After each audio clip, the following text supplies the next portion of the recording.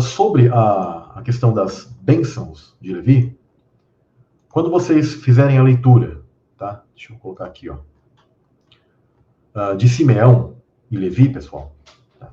Está conectado a Simeão. Por quê? Simeão, eu já fiz a leitura desse quadrante, eu ia falar para vocês irem nessa live, fazem a leitura desse quadrante de Simeão e Levi. Eles estão conectados. Ambos falharam na questão de violência.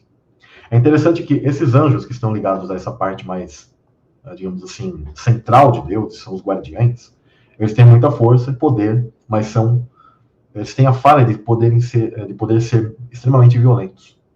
E Deus cobra isso.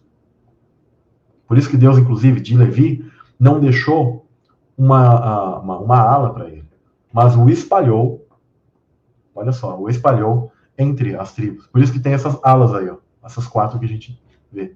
Os espalhou entre eles. Entre isso, existe um mistério, porque quando eu estava falando sobre o coração, você crê que é coincidência que o coração nosso esteja um pouquinho mais para a esquerda? A esquerda na Kabbalah está ligado ao segredo de Deus. Por isso que você que é canhoto, você está ligado a Levi, tá? Porque você está ligado a esse segredo de Deus, esse lado esquerdo. E por isso que, surpreendentemente, vocês até me perguntarem, Samuel, existem levitas destros? Pode existir, desde que você, por exemplo, como músico, como alguém que tem um dom para a música, tenha o dom de maneira extrema, como, por exemplo, aquele ouvido universal, do qual você, só de ouvir uma nota, você sabe se é dó, se é ré. Né? Você tem esse tipo de nível, né? Tá? Está ligado a isso. Porque Deus ele te deu esse tipo de dom, dos quais os levitas, inclusive, eles lideravam guerras, e eles ficavam à frente da batalha, né? Levavam a arca e ficavam à frente da batalha com instrumentos. Isso é tão interessante, que é tão verdade, e as coisas daqui simbolizam as coisas celestiais, que quando Cristo vier, tem os anjos, as trombetas, etc. São anjos de hierarquia levítica, né? Onde estão conectados ao que? Querubins, serafins, que guardam o trono. E lembra que são querubins, serafins, e a Escritura fala dos 4 ventos, os 4 chamados cantos, que na verdade o termo lá correto é 4 lugares secretos. Olha que interessante, tudo está conectado, pessoal. É muito amplo, né? A gente não para de entrar em tudo isso. Então, os levitas, eles têm esse tipo de característica ligados à arte. Né? Os canhotos em si, quando você faz o estudo, por que eles têm essa lateralidade? Né? E essa questão de por que eles têm esse tipo de tendência para artes, para música, etc. Porque quando você faz a proporção, faz pesquisas da quantidade de músicos que existem no mundo, quando você pega, por exemplo, os canhotos, você vai perceber que mais de 65% deles são músicos, mexem com música. De onde veio isso? É celestial, gente. Tá? Se isso se aplicasse aos destros, seria que mais da metade da Terra, hoje que nós temos, tocariam, seriam músicos. E isso não é verdade. A gente vê que não é assim. As pessoas, não é todo mundo que sabe tocar instrumentos, que tem muita habilidade, etc. E tal. E é quando você começa a perceber essa questão, o dom para arte, o dom para certos tipos de coisas e tal, que está conectado a isso. Digamos, inclinado ao trono, chamado ao lado esquerdo. Tá? Então existem esses tipos de mistérios. Você é canhoto ou ambidestro, né, que está ligado a essa questão de se mover para os lados. Né? Falando em mover-se, pessoal, algo interessante é que a arca, esse tabernáculo, ele constantemente era movido de tempos em tempos. Isso simboliza, sabe o que, pessoal? Que o multiverso de Deus, ele se amplia. E quando ele estabelece um tipo de lugar central, todas as tribos ao redor, hierarquias, significa que em dado momento ele vai se mover para outro local e a tribo vai andar junto. Ou seja, significa a expansão do multiverso do Pai. Vou compartilhar aqui uma outra imagem interessante. Lembra que aquelas hierarquias, elas se desprendem? Foi feito esse diagrama, que é famoso, que o pessoal chama de árvore da vida, etc. Né? Que são as hierarquias celestiais. É como que essas esferas, elas se conectam uma com a outra, e isso vai se desprendendo, vai se movimentando, vão criando diagramas, hierarquias, expansões de tudo que é aquilo que a gente chama de hierarquias, da expansão do multiverso de Deus. Tá? Porque Deus ele vai chamar certos seres para a multiplicação. Sempre essa sefiró do canto aqui, né, é a de nível maior. Né?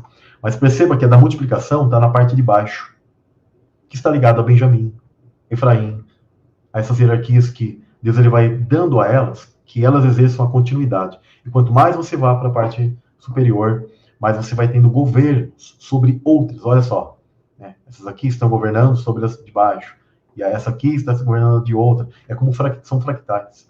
Isso aqui é tão lindo, tão interessante, que a gente vê isso na natureza. Vou aqui compartilhar outra imagem, só para vocês lembrarem. Os flocos de neve, né?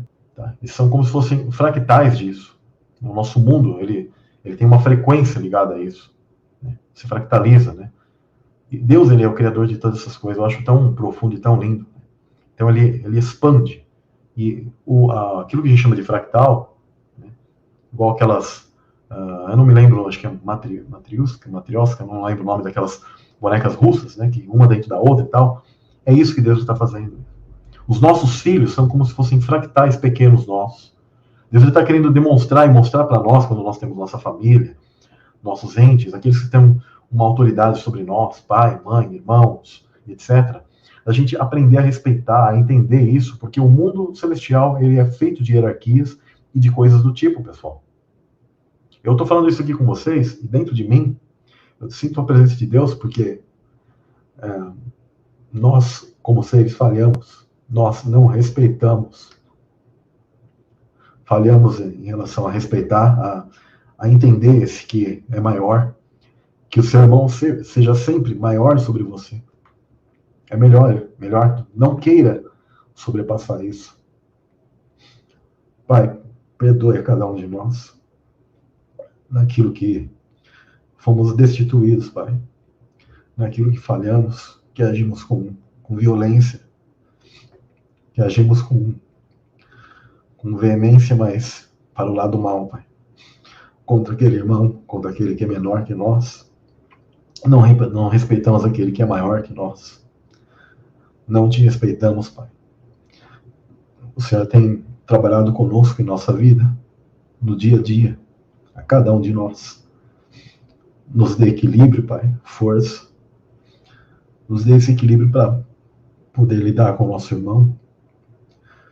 Não desrespeitar o maior sobre nós. Não humilhar o menor. Nos dê esse equilíbrio, Pai. Te peço em nome de Jesus. Isso, pessoal, é algo muito profundo. A gente está aqui para isso. Erramos. E é só com a humildade que a gente vai conseguir não errar, né? E ser restituído. A Bíblia fala tanto de restituição, de retorno, porque Deus ele quer isso. Ele quer exaltar você. E olha o que Cristo fez. Tão alto sobre todos. O centro, aquele centro ali que eu mostrei, esse desenho, né? Ele é o centro de tudo, né? E ele nos está outorgando algo para a gente subir e ter governos ainda. Ele quer fazer uma linhagem de reis e sacerdotes. Olha como que Deus ele é tremendo, como ele tem misericórdia de nós ainda, né? Mediante a tudo isso. Então é muito profundo isso, a gente saber e separar essas questões. A Nova Jerusalém, pessoal, indo para agora mais para o centro ali, a Nova Jerusalém ela desce e todos ficam ao redor dela. Até falar brevemente, porque tem pessoas que às vezes pegaram o síndrome das coisas que eles chamam de cidade, né? Percebo que quanto mais ficam na periferia, você está um pouco mais separado, mais longe, né? E você indo para um centro, por isso que a gente chama de centro da cidade, engraçado que em inglês eles falam downtown, né? Que é como se fosse a parte mais baixa, né? Downtown, cidade de baixo. Porque geralmente são feitas em vales, né? Percebe que as cidades, a parte do centro central, geralmente às vezes é mais baixa do que as partes periféricas. Já perceberam isso, né? E é interessante que a Nova Jerusalém, como centro multiversal, multidimensional, ela possui portas, ligadas a essas tribos, aos nomes dos 12 discípulos, dos apóstolos. E ela é o quê? Um tipo de transporte, onde os seres, eles adentram sobre ela, e ela te leva para outros lugares, onde os seres vão criar como se fossem dimensões, universos, onde aquele ser que é escolhido para entrar em tal porta, ele vai reger sobre tais povos, sobre tais hierarquias.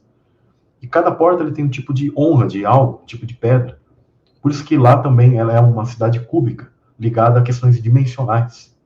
Aliás, esses fractais da própria árvore aqui da vida, que eles chamam na Kabbalah, esse diagrama, formam também fractais que eu já compartilhei, eu acabei não separando essas imagens para vocês, mas demonstram também esse tipo de fractal, de fractalidade, de dimensões, onde o cubo ele representa isso. Por isso que em filmes eles falam tanto desse tal cubo central, que está ligado à Nova Jerusalém, que é um tipo de cidade, ou seja, de junção, né? As cidades são coisas do mal? Não. Cidade é criação de Satanás? Não. Satanás não cria nada, ele só copia. Né? E aí alguns falam, por exemplo, que Caim, que ele é o filho do maligno, obviamente, ele seria o primeiro construtor de uma cidade, inclusive eu já coloquei em lives, né? Por quê? Porque ele simboliza Satanás, que foi o arquiteto de um tipo de cidade. Por isso que ele gosta de chamar a maçonaria o arquiteto do universo, né? O grande arquiteto do universo, porque Deus dá poder, quanto maior o ser, por exemplo, a figura de Cristo, de arquitetar, criar mundos. E Satanás, ele é essa figura de antes que falhou e que criou mundos. Por isso que Caim, quando ele simboliza o filho do maligno, né, ele simboliza Satanás, ele é aquele que, a primeira coisa que ele faz é criar um tipo de centro para si, cidade, um local. Porque Satanás, ele tinha um tipo de cidade, local. Assim como a Nova Jerusalém está ligada a Cristo e foi dada a ele. Compreendem isso? Então ele é um imitador. A própria Babilônia é uma cidade que ela é o tipo oposto à Nova Jerusalém. Ela é uma usurpação ao padrão de Deus. Então cidades não são más. Ocorre que nossas cidades hoje, no nosso mundo, elas possuem um padrão mundano, onde nela vai ter uma egrégora e vai ser mais fácil você, digamos assim, se perder numa cidade, em termos daquilo que ele vai te proporcionar, de prazeres e coisas do tipo, do que lá no meio do mato, digamos. Compreendem isso? No meio do mato vai ser um pouco mais isolado. Né? Só que as pessoas acabam também entendendo que se elas se mudarem para lugares, digamos, mais periféricos, no meio do mato, que aquilo vai ser melhor, que aquilo vai impedir a perseguição final. Não, pessoal. Aquilo vai ser no mundo inteiro. E isso não vai te proteger. Né? Alguns pegam de maneira isolada o texto fujam para os montes, e aquilo não tinha nada a ver. O versículo fala, fujam para os montes ou subam nos telhados. Opa. Por quê? Porque eu já comentei com vocês, já deixei no Telegram, já comentei em lives também, que as casas dos hebreus tinham um tipo de teto em cima, e quando estava acontecendo a assolação ali, a queima de Jerusalém, para eles ficarem protegidos, ou eles fugiam para partes periféricas ali, né, fora da queima e tudo, ou ficavam no alto da casa, que muitos soldados não subiam até lá, mas eles detonavam as ruas, detonavam tudo e jogavam fogo ali. Muitos conseguiram serem poupados porque eles ficaram ali em cima do telhado. O telhado dessas casas eram como terraços. Tá? Então, não estava falando para que você tem que ir pro mato, mas que eles buscassem refúgio, de alguma maneira que fosse ali. Então, estava falando de questão geográfica. Mas é interessante que as cidades, elas são uma egrégora. Imagine se as cidades elas fossem boas e abençoadas, como a Nova Jerusalém. É diferente. E ela, como eu disse, ela é um centro que ela está conectada a portais dimensionais. Por isso que ela tem portas. Não só ali para os seres adentrarem, identificarem ali dentro. E perceba que ela tem um tamanho muito grande, mas ela tem um limite que nem todos os seres podem adentrar lá. A não ser quando você adentre lá e aquilo te transporte para um outro lugar. Então, isso é uma decodificação muito importante de que ela é algo multiversal, onde ela te transporta para lugares. É tão interessante que ela é como se fosse um tipo de nave. Porque a Escritura diz que quando Cristo nos levar para a nova terra, alguns pensam que é essa terra aqui, mas é uma nova terra, onde não tem a velha Jerusalém, de física, de poeira. Essa vai ser queimada. Essa terra aqui vai ser queimada. Mas os seres são levados a uma nova terra, e é nesse local onde esse cubo dimensional do Eterno desce. Alguns falam que a gente está dentro de um cubo. Não, a gente não está dentro de cubo. Mas existe o cubo dimensional da Nova Jerusalém. Tá? Que é outra coisa, é outro lugar. Então, conforme o Pai, conforme você vai crescendo, você vai ser chamado para o centro. para as tais muitas moradas, habitações onde a energia do Pai, a egrégora do Pai, é concentrada e mais forte. Interessante, né? Percebam que nos textos da Bíblia, a cidade nunca foi algo do diabo, mas algo que Satanás corrompeu. Então nós temos a Nova Jerusalém, onde os povos habitam ao redor. Quanto mais você sobe de hierarquia, mais você será chamado a esse centro, para essa cidade santa, a Nova Jerusalém. Inclusive diz lá, né? Aqui em Apocalipse 22, 19, se alguém tirar quaisquer das palavras do livro dessa profecia, Deus tirará a sua parte do livro da vida, e da cidade santa, e das coisas que estão escritas neste. Apocalipse 22, 19.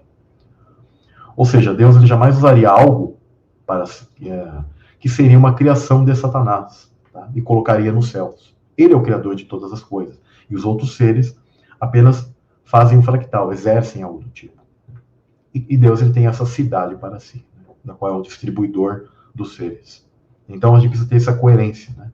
É óbvio que Satanás, nos maiores centros de hoje, né, ele vai fazer o mesmo processo e vai tentar corromper a energia, a egrégora do povo. A egrégora é a energia, tá, pessoal? Onde todos os seres vão exercer a gratidão. Por isso que o trono fica no centro. Onde todos os seres vão exercer essa gratidão e Deus vai retornar para todos. É um tipo de fluxo que vai, mas volta. Nós damos a ele, ainda ele retorna para nós. E nós agradecemos. A gratidão é o mais importante. Eu quero ir para a Cidade Santa, e vocês? Você fala, não, eu quero ficar no campo. Né? Se a gente só ficar nas partes periféricas, eu quero quanto mais ir ao centro.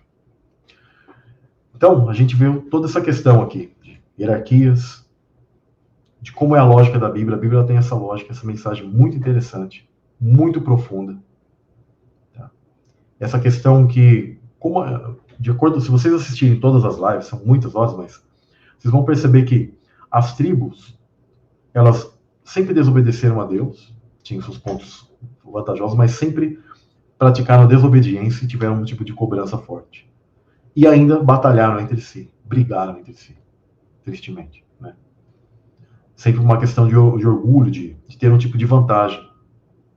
Principalmente a questão hierárquica. Né? Qual o problema de respeitarmos alguém que é uma hierarquia maior que você? Você aceitar que alguém ela tem um conhecimento mais que você? Porque foi dado a ela. Também, na verdade, é necessário a gente também compreender que qual o problema de você respeitar aquele que tem menos. Então, nem forçar a barra. Só que aí a grande questão da gente separar, então. Quando vocês forem falar do Evangelho, de coisas mais profundas e simples, eu tenho deixado essas lives aqui tudo aberto para vocês e tal. Mas, como eu já disse a vocês, porque eu queria terminar, fiz um propósito, orei, falei, pai, vamos colocar tudo isso. Só que eu compreendi com o tempo que, realmente, tudo isso aqui não é para todos. Então, quando você for falar, você deve se acoplar à mensagem e a quem você vai conversar. Qual o tipo de estrutura realmente que ela tem. Porque senão você vai acabar juntando inimigos e dando pérolas a porcos mesmo. Então, você precisa ter todo esse, digamos assim, essa sabedoria para poder tratar com estes, né? Falar com estes, como transmitir uma mensagem, para quem, a qual hora. Né? E eu sei que as lives aqui elas são longas, tem muitas informações, mas a grande questão da pré-existência foi essa guerra de energia e hierarquia. A energia que gera vantagens para cada ser, prazer, etc. Onde essa foi a grande questão da queda dos anjos. E, mesmo que você não creia que nós somos parte das estrelas do céu, né? Como a Escritura fala, mas alguns não creem, por mais que você mostre, fale, demonstre, o cara não crê, parece que não foi dado mesmo, né, a pessoa. Ou alguns são, na verdade, duros de coração, né, natural. Mas, compreenda que nós, como homens, estamos espelhando tudo aquilo que já ocorreu nos céus. Exatamente da mesma maneira. Não há nada de novo debaixo dos céus, né? Do sol. E o sol está nas dimensões acima. Então, tudo que ocorre aqui debaixo dos céus é como já ocorreu lá. Céus e terra. Então, a gente compreende isso. Bom, pessoal, vocês têm aqui dúvidas? Aqui está falando, Satanás é um aluno que quis ser maior que seu mestre. Quis ser maior que o pai. E Jesus, a gente percebe que ele nunca quis ser maior que o pai. Você vê que é antagônico, né? Satanás queria ser igual ou maior que o Pai.